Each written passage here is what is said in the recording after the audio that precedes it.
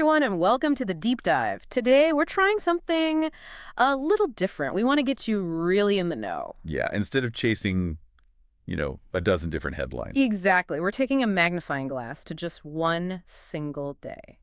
August 27, 2025. Okay, let's unpack this a bit. News hits us so fast, right? It's like a constant stream. The torrent, yeah. But what if we just slowed it all down? If we looked at everything that happened in just 24 hours? Our mission today is to really try and grasp the interconnectedness, maybe the deeper meaning in that one snapshot. We want to help you connect the dots on the forces shaping things. It's actually a really valuable way to look at things. When you step back like that, look at just one day, you start seeing patterns, Right. insights you might totally miss otherwise in the daily rush. It's not just hearing news headlines. No. It's more like seeing the underlying map, kind of understanding the moment, and how events you wouldn't think are related. Well, sometimes they are. Deeply woven together. Exactly. So get ready. Because August 27, 2025, it was absolutely packed. We're talking triumphs, tragedies, big shifts all over the globe. Let's dive in. We really have to start with some truly devastating news out of Minneapolis. On August 27th, there was a terrible mass shooting, Annunciation Catholic School. And it happened during a children's mass. Yeah. The shooter, identified as 23-year-old Robin Westman, apparently fired dozens of rounds through the church windows. The weapons were legally acquired. Westman died by suicide at the scene, the human cost. It's just staggering. 2 children, 8 and 10 years old, were killed. Oh. And 17 others wounded, mostly children, 14 of them, plus 3 elderly parishioners. Authorities are looking into it now as a potential hate crime, maybe domestic terrorism. And what's really striking, I think, beyond the horror itself, is how the setting the children's mass just amplified the emotional shockwave across the country. It immediately brought back all those intense debates, gun control, mental health systems, how we secure places like churches and schools. It's this pattern we see again and again. It often highlights that really tough challenge of balancing, individual rights with collective safety. And it often just leads to gridlock, doesn't it? Yeah. Compromise seems almost impossible sometimes. It really makes you wonder, doesn't it? Beyond the headlines, what are the lasting scars? Psychologically for the community, but also maybe for the whole country, these things keep happening. Now, shifting from that tragedy, but staying in the U.S., there was also a lot of intense political friction happening in Washington on that same day, starting with some big leadership changes. Right. The CDC, the Centers for Disease Control and Prevention, their brand new director, Dr. Susan Monarez, she'd only been appointed July 31st. She was ousted on August 27th, just weeks into the job. Wow, weeks. Yeah. The White House ordered it directly. Her lawyers were pushing back, arguing her tenure was rightful, and they called it politicization of the agency. And that CDC shakeup, it wasn't in isolation, right? It happened as 4 senior officials also resigned. That's right. Which really points to some serious internal disagreements, maybe about policy, maybe something else. And connecting that to the bigger picture, public health experts were immediately sounding alarms. About what specifically? Well, about disruptions to things like vaccination planning, disease surveillance, that kind of instability at the top of a major health agency. It can erode institutional memory and, maybe more crucially, public trust, especially when the next crisis hits. And it wasn't just the CDC feeling that pressure. We also saw a clash at the Federal Reserve, an unprecedented move by the White House to try and remove a sitting governor, Lisa Cook. Yeah, that was extraordinary. It really tested that core principle of central bank independence. Explain that a bit. Why is that independence so important? Well, the idea is to shield monetary policy decisions about interest rates, money supply from short-term political pressures. You want those decisions based on economic data, not election cycle. And when you look historically, attempts to politicize a central bank, they often backfire. Markets lose confidence. It can destabilize the currency, maybe even fuel inflation. So analysts immediately started drawing comparisons to episodes elsewhere in the world. It's a move with potentially big economic implications. So these examples, the CDC ouster, the Fed move, they really highlight this tension over executive authority.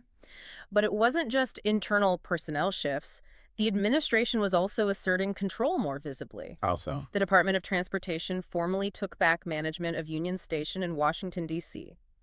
It used to be run by Amtrak and a nonprofit. Okay. The secretary, Sean Duffy, cited decline in safety issues as the reason for the takeover. And this ties into something broader, doesn't it? Wasn't this linked to President Trump's executive order about city beautification and public safety. Exactly.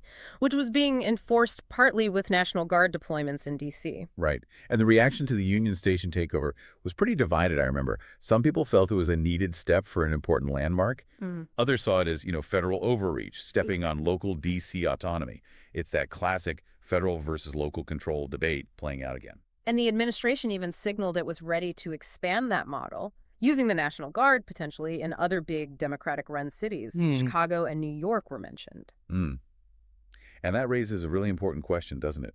What are the legal grounds for that, especially outside D.C.? And you can imagine the fierce local resistance that would generate. Oh, absolutely. It just fuels those ongoing arguments about the militarization of law enforcement in American cities. Using federal troops for local policing roles, that often creates friction. Big constitutional questions, too. And just to round out this picture of federal power dynamics, on August 27th, there were also FEMA employees put on leave, apparently for criticizing the administration. Sparking a whistleblower debate. Yeah. Exactly, about dissent and whether disaster response agencies were becoming politicized. So when you put all these pieces together from just one day the leadership changes, the Union Station takeover, the FEMA situation, it makes you ask, how does all this shifting and asserting of federal authority impact trust, accountability, and just the daily lives of people? Okay, let's pivot now from politics and power struggles to innovation and the economy. Because August 27th saw Wall Street hitting record highs. Yeah, the S&P 500 touched record levels. Yeah. A lot of that was fueled by the artificial intelligence boom. AI again. AI again. Right. And also bets that the Fed might cut interest rates in September. NVIDIA's earnings results were a huge focus for investors, naturally. Right. So that AI-related spending and the profits from big tech were still really strong. But that political noise we were just talking about around the Fed, that could definitely inject some volatility into the market. How so? Well, markets really value predictability, especially around monetary policy. Any hint of political interference with the Fed's independence makes investors nervous. It adds an element of uncertainty. Makes sense. And sticking with AI, but on the legal front, there was a pretty big development. Anthropic, one of the major AI labs. Yeah. They reached a surprise settlement in a copyright lawsuit, a class action case brought by authors in the U.S. Okay. This is where it gets really interesting because that's the first major settlement of its kind in these fights over using copyrighted material to train generative AI. What's the significance of it being a settlement? Well, it means there's no immediate court ruling, especially from appeals court, clarifying the rules around fair use for AI training data. That legal gray area kind of persists.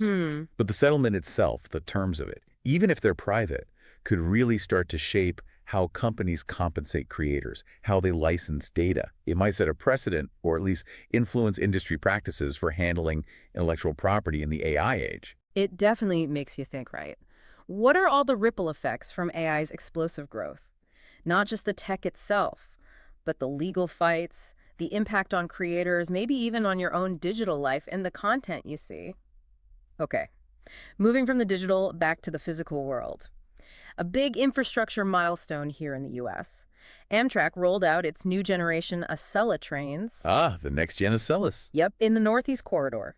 They can hit speeds up to 160 miles per hour. These were just the first 5 trains, but they plan to have 28 in service by 2027. That's a pretty big deal for U.S. rail trying to modernize. These new trains have more amenities, and the projection is for, significant job creation and economic boosts along that corridor. Sounds positive. Any criticisms? Well, the main one you hear is that the benefits are concentrated in that already fairly affluent Northeast corridor.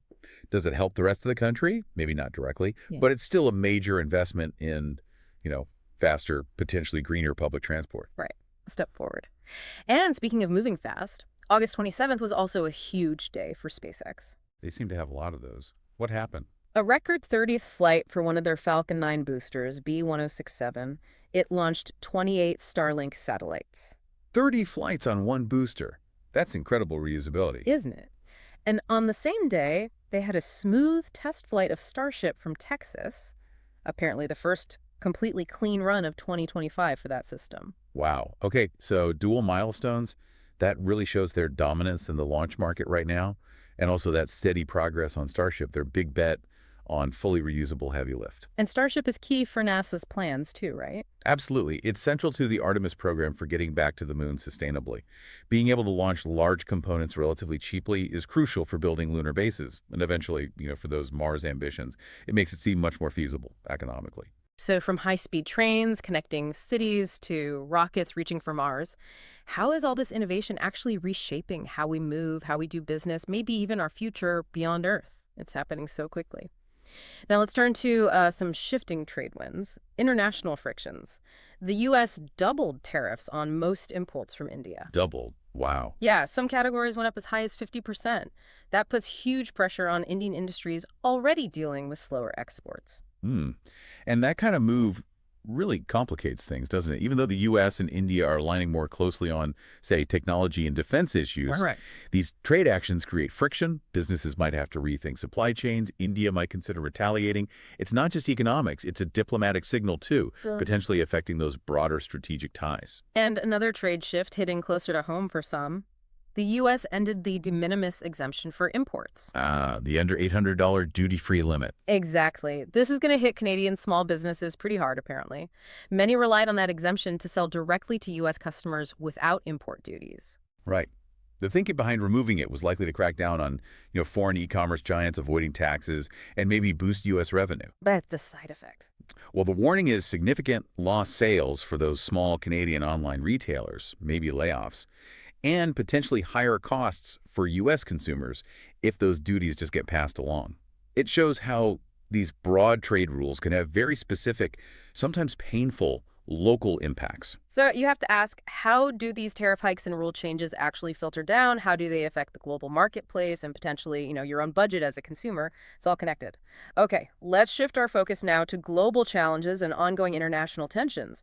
Russia launched a major attack on Kyiv. Yeah, an overnight barrage, August 27th into the 28th.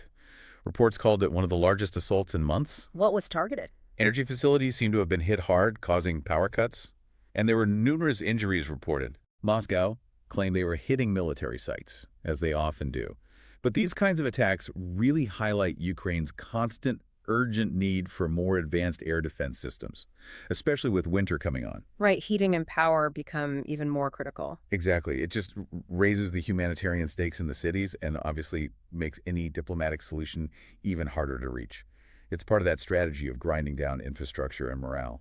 Meanwhile, at the UN Security Council, there was a decision about the peacekeeping mission in Lebanon, UNIFIL. Yes, they renewed its mandate, but only for a final term, until the end of 2026.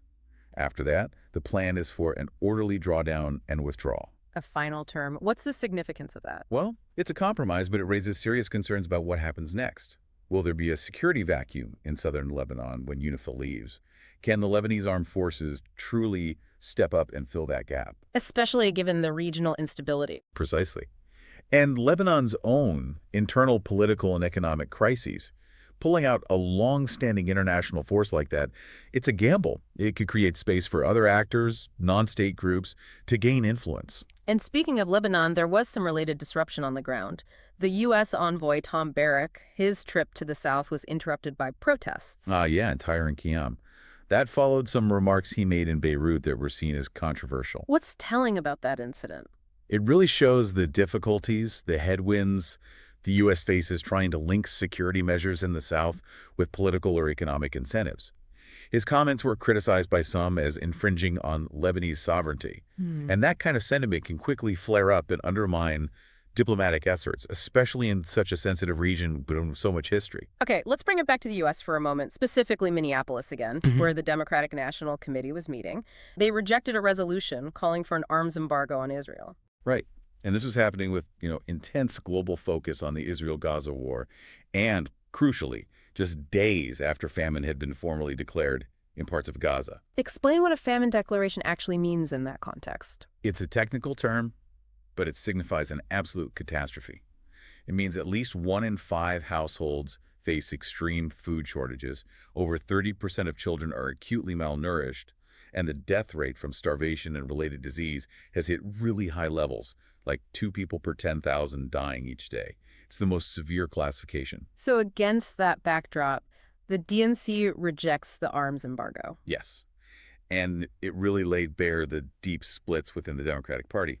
The embargo had backing from the progressive wing. A more moderate resolution was apparently pulled by the DNC chair, Ken Martin, to allow for more discussion. Hmm. It just vividly illustrates how the party is struggling to bridge the gap between its traditional foreign policy stance and the growing pressure from its base on this incredibly divisive issue. No, switching continents entirely. Australia took a pretty drastic step regarding Iran. What was that? They expelled Iran's ambassador. This followed a series of anti-Semitic attacks in Australia that authorities linked to Iranian-backed actors. Expelling an ambassador. Yeah. That's a very rare and serious diplomatic move for Australia. Mhm. It signals a major breakdown in relations. Right. And it instantly intensified debates there about, well, rising global anti-Semitism, foreign interference in their domestic affairs, and, when and how to use these kinds of strong diplomatic punishments. It also touches on national security concerns in diverse societies worried about outside influence. So you see on this one day, global conflicts, diplomatic chess moves, internal party struggles. They all shape international relations and impact human rights in real time. Let's turn to the climate now. Its direct impacts were definitely felt on August 27th. Typhoon Kajiki hit Vietnam and Thailand hard. Yeah, causing deadly floods and landslides. Cities and rural areas were inundated. And there's a climate link here. Increasingly, yes. Yeah. Scientists point to warmer sea surface temperatures, fueled by climate change, allowing storms like Kajiki to intensify much more rapidly. Right. And it just highlights how vulnerable that region is to these compounding disasters: storm surge, heavy rain, river flooding, landslides all hitting at once. These aren't just freak weather events anymore. The pattern suggests they're becoming more frequent, more intense. And in China, the cumulative impact of extreme rains was becoming clear. Roughly $2.2 billion in damage to roads just this year. Collapsed bridges, culverts washed away, cutting off remote communities. Yeah. And these recurring infrastructural losses, they're massive. They force really difficult debates about where to prioritize spending on climate adaptation. Do you rebuild the same way or try something more resilient? And it puts a huge strain on local government budgets, which are often stretched thin already. It's a tangible cost of climate change hitting people's mobility and access. And closer to home for many of our listeners, perhaps, in the UK, news came out that millions would face higher energy bills. Ah, the price cap adjustment. Right. The regulated cap rose 2%, taking a typical annual bill to around 11,755 size starting in October. And that rise comes on top of all the other cost of living pressures people are facing. It really spotlights the risk of energy poverty people having to choose between heating and eating, especially as the colder weather approaches. It really shows how interconnected things are, doesn't it? Global energy markets, climate policies, national regulations, they all end up affecting your household budget. Directly. Very directly. Okay, let's end on a slightly different note. Culture, celebrity, and even scientific discovery made headlines on August 27th, too. First up, the big one for pop culture fans. Taylor Swift and Travis Kelce announced their engagement. Ah, yes. That sent millions of fans into celebration mode, I imagine. Understatement. And what's really fascinating there, I think, from a sort of sociological perspective, is how their relationship became this huge symbol A symbol of what? of how celebrity, sports, and social media fandom all intersect now. It's a prime example of the parasocial phenomenon. Carousel. Yeah, where fans develop these really strong, but usually one-sided emotional connections with public figures they've never met. They feel like they know them personally. Right, like friends. Exactly. And this isn't just trivial gossip. It has huge economic weight in today's influencer culture. Celebrity narratives, endorsements, personal stories, they drive massive consumer engagement and brand value. Interesting way to look at it. Now, diving into science.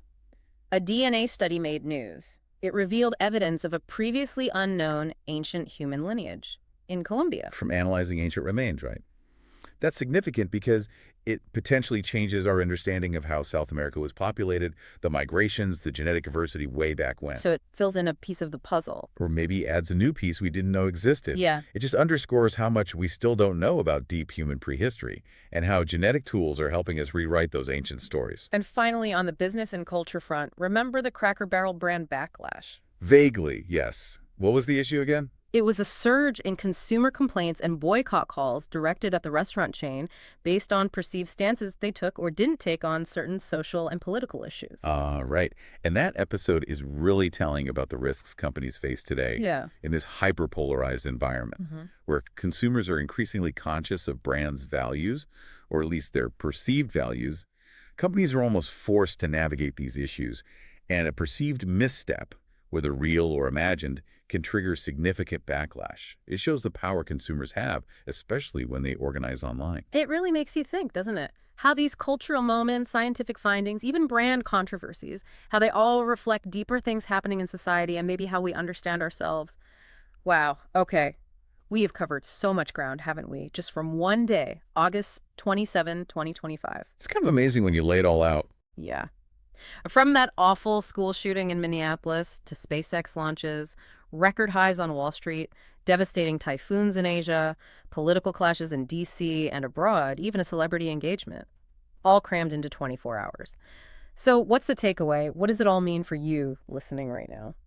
I think the biggest thing is seeing the interconnectedness. It really jumps out. Mm-hmm. These events that seem totally separate on the surface, like, say, the CDC director being ousted and the challenges of the Federal Reserve, or the DNC's debate on foreign policy and the grim news from Gaza, they aren't really isolated. Right. They often reveal these broader shifts, maybe realignments in political power or persistent global problems like conflict and climate change, or even evolving social values that affect everything from business to personal relationships. And realizing that, understanding those connections, that's where knowledge becomes really valuable, I think, when you could apply it and see the bigger picture. Absolutely. And that's really our goal here with this deep dive, to try and give you a clearer lens, a way to make a bit more sense of the constant flood of information and maybe spot those hidden threads that connect it all, that really shape your perspective. So here's something to think about. If just one single day can hold this incredibly complex tapestry, triumphs, tragedies, huge transformations, imagine the hidden stories woven into every single week, every month. What are we missing in the rush? And how could understanding these micro moments, these daily snapshots, give us a much clearer vision of the big macro trends that are shaping all of our futures? Keep exploring, keep asking those questions, and keep looking for the connections out there. We'll be back next time to dive deep with you again.